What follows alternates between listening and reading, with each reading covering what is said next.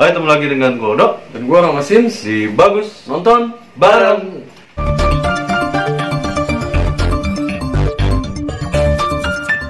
Kita mau ngasih alur cerita lagi. Soalnya kemarin kita udah ngasih alur cerita dari Kingdom Ashen of the North. Kayaknya udah pada suka ya alur-alur cerita yang spoiler-spoiler gitu ya. Ceritain sampai lengkap. Jadi kita di sini mau ceritain film dari Eropa, Jerman sama Inggris kayaknya. Judulnya itu Bloody Red Sky. Bloody Red Sky. Kalau Bloody dari Red judulnya Sky. tuh pesawat kayaknya. Ya, darah merah di pesawat ya. Bloody Red Sky. Oh, Bloody ternyata kata kuncinya loh. Cuman yang belum nonton, jangan lu cari trailernya di YouTube. Langsung aja nonton lu cari video kita di Netflix. Langsung cari di Netflix. Jadi pertama langsung ya alur ceritanya ya. Jadi scene pertama itu ada di bandara. Jadi polisi bandara atau semua polisi kayak SWAT begitu, ya Eropa di Scotland lagi mau nanganin teroris. Di situ protokol teroris. Kenapa? Soalnya pesawat yang mau turun itu dikabarkan membawa teroris. Membawa bom atau apa. Jadi terorisnya itu turun di bandara Scotland. Kita tuh belum tahu ya di situ ada teroris atau apa. Terus scene berlanjut di kokpitnya itu pesawat udah turun. Terus di kokpitnya itu ada orang Arab bernama Farid. Nah, di situ Farid berhubungan sama mercusuar atau pengawas di bandara lewat radio. Kata dia lepasin penumpangnya. Kata Farid jangan, gue nggak bisa lepasin penumpangnya. Kenapa nggak bisa lepasin? Itu teroris ya, nggak bisa lepasin penumpangnya. Gitu. Udah terjebak dalam situasi itu ya. Terus scene berlanjut di mana anak kecil turun dari kargo atau bagasi pesawat. Anak kecil turun dari pesawat kan, diturunin tuh, dia turun sendiri, kayaknya dia turun sendiri tuh Pak ya. Diselamatin lah sama si polisi itu ya. Banyak tuh regu SWAT atau regu kayaknya anti teroris ya Pak ya. Regu anti teroris nyelamatin anak itu. Terus anak itu dibawa, terus regu SWAT-nya itu ngeliat ke atas, ngeliat ke bagasi, ada apa. Terus nggak ada apa-apa kan. Si anak ini dibawa ke rumah sakit bandara, ditanyain sama dokter. Disitulah anak itu mulai bercerita. Jadi cerita ini tuh adalah flashback dari scene yang pertama. Ceritanya itu anaknya ini sebelum yang tadi ya, flashback soalnya kan. Ceritanya ini ada anak kecil yang lagi ngurus tiket, boarding pass. Terus penumpangnya pada ngeliatin sendiri kan? Dia? Sendiri, ibu tuanya nggak ada. Terus kata si penjual tiketnya ya, pemeriksa tiketnya, mamanya mana? Oh mamanya ntar lagi di jalan. Oke. Akhirnya mamanya disorot, scene-nya mamanya lagi ada di sebuah kamar botak Pak. Botak. Jadi kayaknya dia sorry ya lagi sakit, mungkin cancer atau apa, leukemia. Kata dia sih leukemia. Terus scene berlanjut, mamanya ini nyusul ke bandara. Dan di bandara itu mamanya ini sempet minum obat dan nyuntikin sesuatu di dadanya. Minum obatnya ini udah aneh ya. Wah ini kayaknya obat batuk nih, soalnya merah gitu. Sirup nih. Nah, terus dia nyuntikin ke dada. Wah mulai sayangan panik. Dia nyamperin anaknya. Nah, terus yang berlanjut ke mereka para penumpang naik pesawat tuh. Lucunya di sini film Eropa tapi gayanya kalau gue lihat mungkin film Eropa kayak gitu ya. Karakternya ini dibangun, karakternya terus dibangun ya. Karakter satu-satu penumpang itu dibangun. Mereka udah masuk dong ke dalam pesawat ya. Penumpang pesawat dari Jerman menuju New York. Udah pada masuk, udah pada tenang. Mereka terbang dong. Wah, terbang. Di situ si ibunya ini mulai panik lagi. Mereka kayaknya waktunya minum obat nih. Cuman kan gue berpikir di situ ya kan. Emang kok gelisah gitu. Nyuntikin obat terus-terusan gitu ya. Sakau ya. Akhirnya nyuntikin obat lagi tuh. Sakau lagi, bukan sakau sih Pak. Nyuntikin obat lagi di bandara, di pesawat, toilet pesawat. Nyuntikin obat lagi di toilet pesawat. Anaknya lagi tidur. Ibunya balik tuh sempoyongan. Sempoyongan. Kayak kata gue sakau nih emaknya nih. Terus namanya Nadia ya. Nadia itu balik lagi duduk di bangkunya. anaknya lagi tidur. Kayaknya nih dibangun banget karakter ibunya ini sangat sayang sama anaknya gitu, bernama Ilyas. Ilyas. Terus scene berlanjut di mana seseorang ini nyari ribut ke dapur ya, Cuman sebelum ada seseorang yang ribut ke dapur ini, ada broker minta minuman. Emang karakternya udah dibangun ya. Broker minta minuman wine sama pramugari, terus pramugari nyolek sama pramugara nyolek tuh minta minuman tuh, dulu dipanggil minta minuman.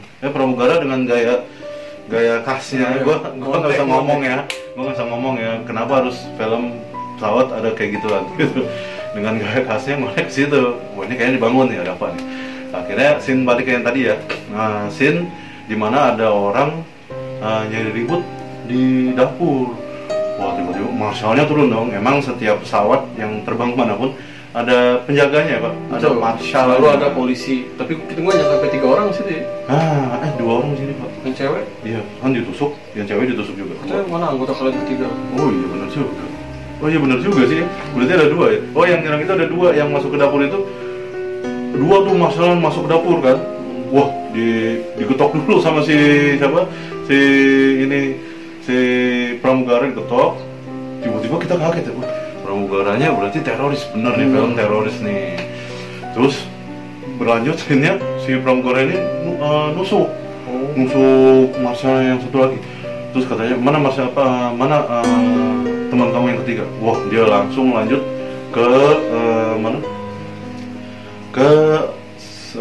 marshal yang ketiga yang lagi tidur, cewek ditusuk lagi. Wah, ngakulah teroris ini, kata terorisnya. Kita di sini pesawat udah dikuasain sama teroris, katanya. Wah, ngaku ya. Terus scene berlanjut ke si bosnya teroris mau masuk ke dalam kokpit pesawat atau ruangan pilot. Di situ kan gue bilang kan, wah ini kayaknya nggak usah masuk, soalnya kan pintu pilot itu kan udah dijaga supaya emang anti teroris ya Pak. Betul, diciptakan seaman mungkin orang supaya nggak bisa masuk, supaya nggak bisa dikendalikan sama apapun. Tiba-tiba kebuka Pak sendiri, wah kebuka sendiri. Terus kata co-pilotnya bilang gini, pilotnya gue udah kasih obat, tentunya diracun cuy pilotnya. Lagi-lagi twistnya di mana co-pilotnya itu teroris. Ngomong lah ya si bos teroris di sini ngomong. Pesawat gue bajak. Di sini gue cuma minta uang. Gue udah bilang di sini kok terorisnya kayaknya udah kayak teroris film Die Hard. Ya, film Die Hard. Dan scene berlanjut ke anaknya mau keluar lewat bagasi, lewat kargo bawah. Anaknya lompat tuh ya, lari ke belakang, ke arah belakang. Ibunya ngikutin dong si Nadia tadi. Nadia tadi ngikutin. Wah, anaknya masuk ke dalam, Nadianya nyerah sama si teroris. Dan di situ filmnya mulai kayak aneh.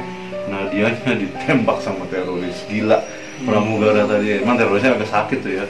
Ditembak, jatuhlah si Nadia. Kan gue bertanya ya, kok bintang utamanya mati ya kan? Terus scene berlanjut. Masih kayak ada sesuatu nih. Ya benar. Terus kata si bos teroris, kenapa harus dibunuh katanya? Ya udah nggak apa-apa lah, nggak apa-apa. Nah, scene berlanjut di mana si Nadianya ini flashback ya Pak ya? Flashback, soalnya tadi udah ada flashback dan flashback lagi. Si flashback yang ini kayak gini nih. Jadi si Nadianya ini lagi muda sama suaminya jalan-jalan ke suatu desa Eropa. Turun salju, sinematografinya bagus banget, pohon-pohon cemara ya, bagus banget. Malam terus mobilnya itu mogok. Suaminya ini turun, ini kan flashback ya. Suaminya ini turun, wah Nadia ngikutin kan, terus suara anaknya masih bayi. Itu membuat Nadia untuk balik ke dalam mobil.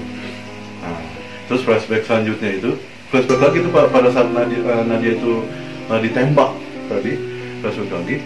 Nadia ini nungguin suaminya lama kan. Pas nungguin suaminya lama, wah Nadia ini harus turun nih, kayaknya gue harus turun, suami gue kemana katanya. Akhirnya Nadia ini menemukan suatu pondok di suatu tengah hutan. Dan itu scene yang sangat-sangat menyeramkan. Kalian wajib nonton. itu keren banget. Sinematografinya salju, dingin ya kan.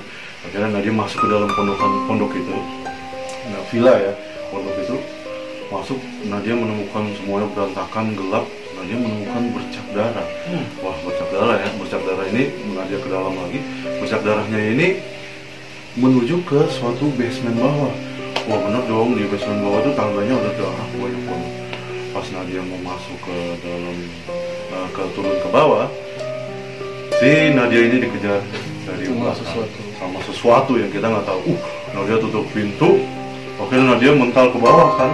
Ditemukanlah suaminya yang tergeletak mati, lehernya di berat ya, di keluar darah. Akhirnya kita nggak tahu kan, wah si makhluk yang tadi gedor kan, wah berhasil masuk. Nadia mukul pakai balok di pintunya tuh. Pas gitu mukul, tangannya keluar, Nadia digigit tangannya sama makhluk tersebut. Nah, makhluk tersebut tiba-tiba ada matahari itu muncul. Makhluk tersebut kabur, kebakar, ketakutan. Nah, di situ gua udah tahu film ini film vampir. Jadi di situ Nadia kegigit sama vampir dan berubah jadi vampir. Scene berlanjut, balik lagi ke dalam pesawat.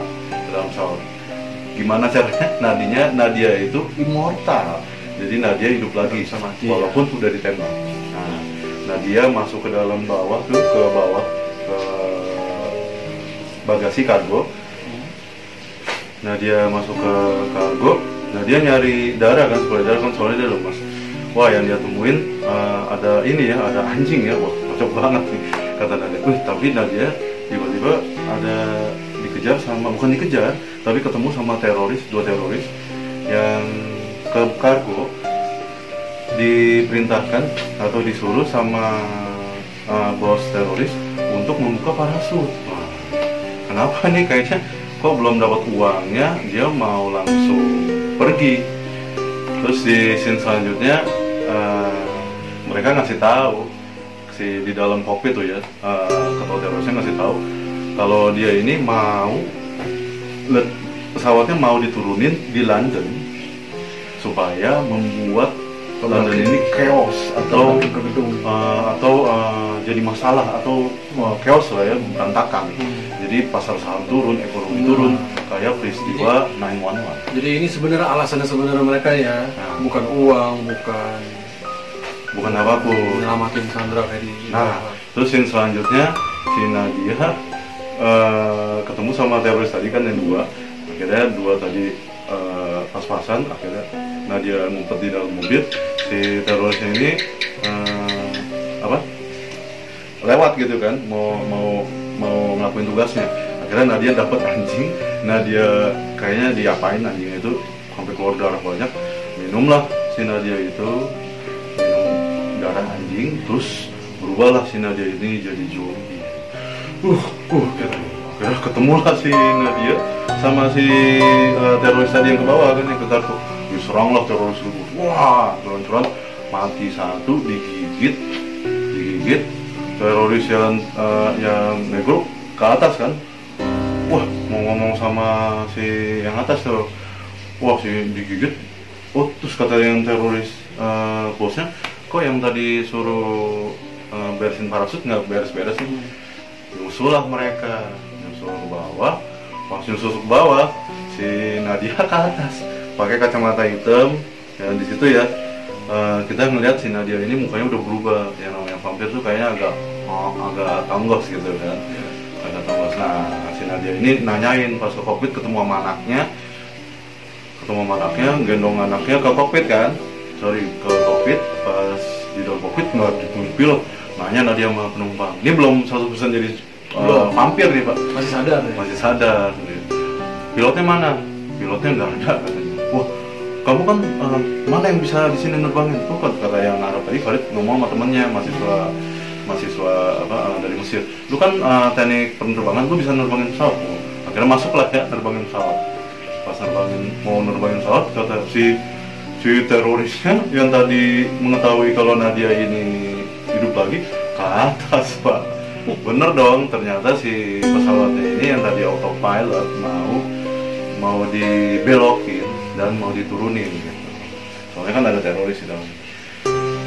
Terus selanjutnya ketua terorisnya gudor-gudor pintu kokpit kan, mau masuk ke dalamnya.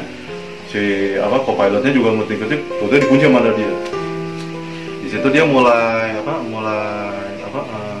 nyari Sandra untuk nyanda Nadia supaya membuka pintu kokpit gitu, nggak bisa dong, kata Nadia nggak bisa. Wah, Sandra satu mati. Akhirnya Sandra kedua diambil anak kecil. Wah, si Nadia bingung kan, megang pintu. Nadia sambil udah jadi zombie, ini kukunya keluar, wah gitu. Akhirnya dia nggak bisa. Akhirnya dia buka pintu kokpit, dia serang semua teroris.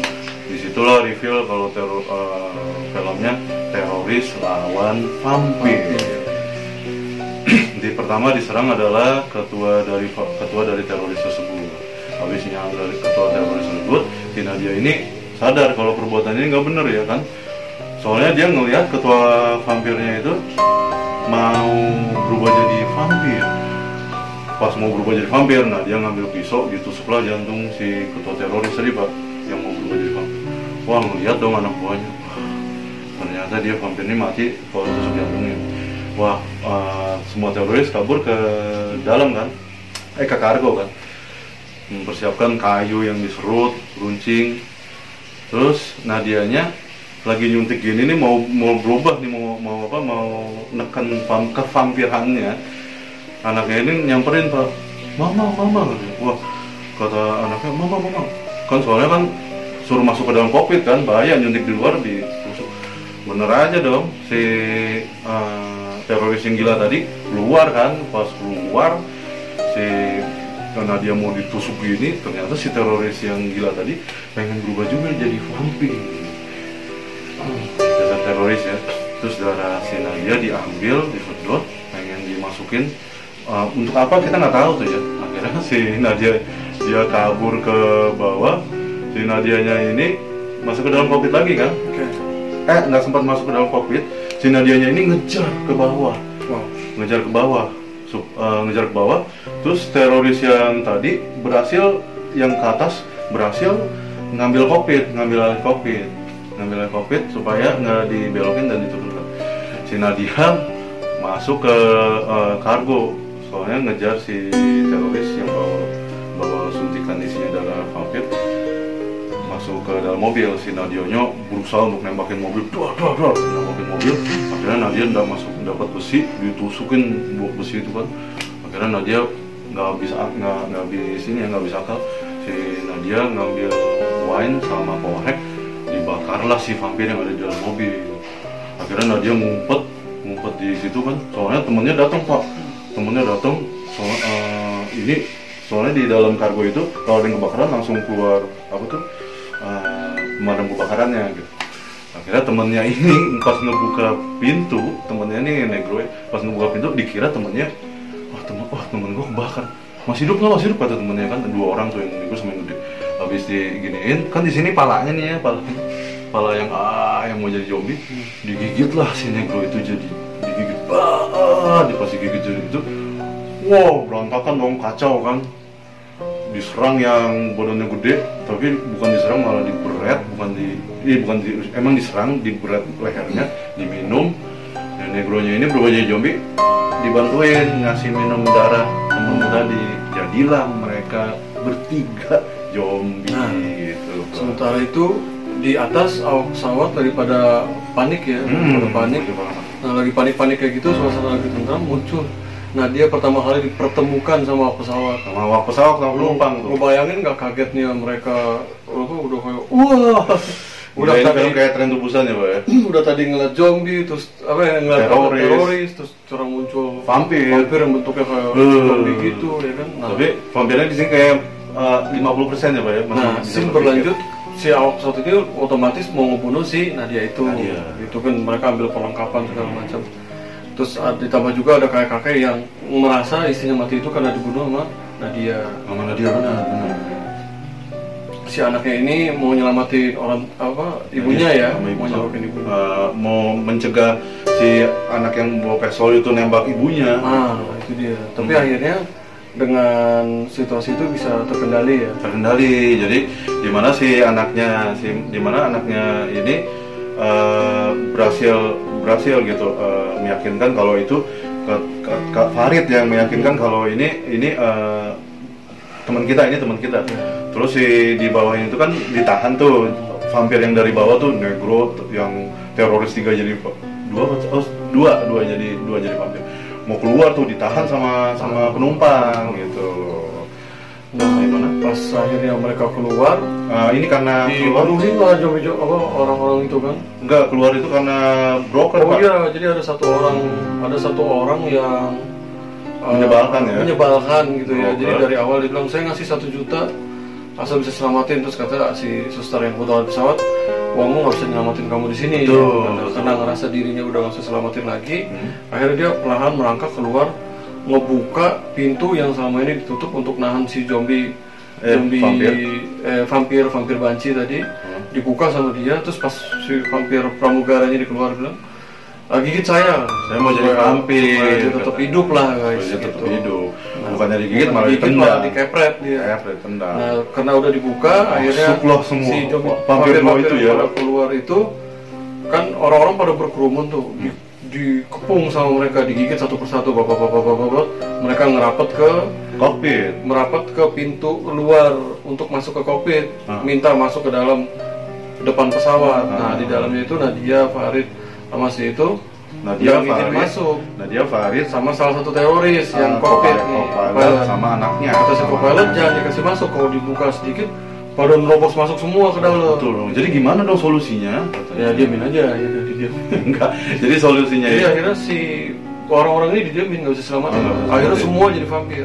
Nah, sambil menunggu adegan itu, mereka mencari solusi untuk gimana nih, ini udah nggak usah gimana caranya supaya nggak menyebar pada saat di mendarat. Mendarat. Nah, akhirnya kan ini zombie udah pada zombie semua nih, yang tadi di awal ceritanya udah pada jadi vampir semua. Udah jadi pada vampir semua nih, udah nggak bisa diapa-apain. Mereka turun ke bawah lewat kokpit pesawat untuk mencari solusi untuk ngancurin pesawat ini begitu sampai di bawah. Jadi gini, bom itu bomnya itu nggak bisa diledakin secara nggak bisa diledakin secara ada pakai detektor. Soalnya detektornya itu ada dipegang sama teroris di bawah di kargo. Gitu. Bisa manual. Kalau manual berarti harus ada yang mati dong. Terus kata si Nadia, kalau saya turun ke bawah, kalau sampai darat, tolong jaga anak saya akan secara manual. Di situ anaknya nggak mau tuh Pak, nggak mau, saya pokoknya sama ibu. Akhirnya dia lewat tuh bawa senter ultraviolet. Nah begitu, dia lari terus jadi pesawat tuh dia lari ke bawah untuk nembus ke bagian kargo kan. Nah di bagian kargo dia tuh misinya untuk ngambil detonatornya itu. Jadi ibunya nggak harus mati, nggak harus meledak secara manual gitu kan. Nah tapi sambil bawa itu senter ultraviolet untuk nyingkirin vampir-vampir yang dekat. Tapi namanya anak kecil kan, terus dia ke pojok akhirnya sampai ke bawah mobil. Senternya jatuh gitu kan. Terus dia teriak mama di situ, yang denger bukan mamanya tapi malah si zombie pramugara tadi. Disamperin lah dia. Nah sementara itu di dalam si Nadia bilang sama si Farid, tolong jaga anak saya. Habis itu Farid bilang iya, terus digigit lah si co-pilot itu. Nah itu digigit, dia keluar, ternyata co-pilot itu dibunuh supaya teman-teman vampir yang lainnya dapat inilah, supaya dia aman lah. Betul. Dibuang, terus dia lari nyelamatin anaknya. Ya dimulailah, ketemulah dia akhirnya sama si zombie pramugara ini. Memang scene yang dari awal kita udah nantikan ya. Dari awal si pramugara ini jadi zombie juga. Kayaknya ini ada nih.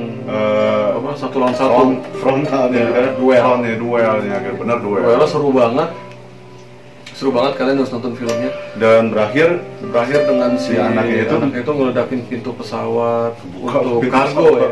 Jadi ada pintu pesawat yang untuk ngeluarin kargo kan, itu ledakin, dia keset keluar ceritanya. Gitu adegannya udah agak tenang, terus akhirnya pintu pesawat, terus akhirnya zombie pramugara masuk, terus akhirnya scene-nya habis tuh di pesawat, diakhiri dengan scene yang cukup menyentuh di mana si anaknya ini mau netesin darah ke ibunya gitu. Udah scene-nya habis, mendarat lah, sekarang balik lagi ke masa sekarang nih. Masa sekarang, di mana ada polisi anti teroris. Anti teroris. Yang nggak percaya kalau di dalamnya itu ada vampir. Tetap ngerasa kalau si orang Arab ini kayaknya memang teroris gitu kan. Akhirnya ditembaklah sama si polisi anti teroris itu ke si Farid. Habis ditembak, para anti teroris masuk ke dalam pesawat. Di dalam pesawat itu polisi anti teroris diserang sama vampir. Nah, sementara Farid menjauh dari pesawat, si anaknya ini mendekat. Anaknya ini balik soalnya kan mau nyari Farid kan. Mau nyari Farid gitu kan. Tapi ternyata ada satu twist yang kita nggak nyangka ya di dalam boneka beruang itu. Teddy bearnya mana? Kata teddy bearnya mana? Itu dimasukin sama dia alatnya supaya nggak diambil sama detonator. Dewasa. Detonator. Jadi kayak plan B ya Pak ya. Itu bagus tuh. Jadi si Farid udah ketangkep, wah ini kayaknya harus plan B nih. Mana si Ilyas katanya. Anak yang tadi kan, dia bawa teddy bear dibuka, dia mau mencet, tentunya diturunlah vampir ibunya atau Nadia yang udah jadi vampir. Satu persatu tuh serem tuh. Gue pikir bakalan kayak Tren Tubusan. Parah banget. Tapi ternyata enggak ya. Ternyata pas diledakin tuh ya, pas udah mau deket diledakin lah sama si Ilyas tadi. Wah. Selesai sudah filmnya. Mati semua awak pesawat yang jadi vampir saat itu mati juga. Jadi selesai. Kayaknya nggak mau bikin sequel seperti Peninsula ya. Gitu. Itu adalah alur cerita dari Bloody Red Sky. Kalau lengkap. Kalau menurut gua film ini keren banget, atmosfernya dapet, thrillernya dapet, terus ceritanya ada, actingnya nggak usah dibilangin keren banget. Jadi kalian harus nonton di Netflix. Musiknya oke, pembangunan ceritanya nggak ambigu, ada flashback yang berkali-kali, tapi produser sutradara itu nggak bikin film yang kayak ini gimana nih, jadi memang necessary gitu flashbacknya. Flashbacknya itu kayak untuk ngejelasin. Ini film logik banget, jadi kalau ada scene yang nggak logik, ini film nggak ada. Jadi film terus-terusan logik, soalnya ada penjelasan. Gitu. Sampai hal sekecil bawa boneka teddy bear, ternyata itu dipakai banget buat conclusionnya. Betul banget. Bisa dibilang ini film vampir pertama yang gue suka, karena gue nggak suka banget ya, jujur sama film vampir sama werewolf. Gue nggak suka banget.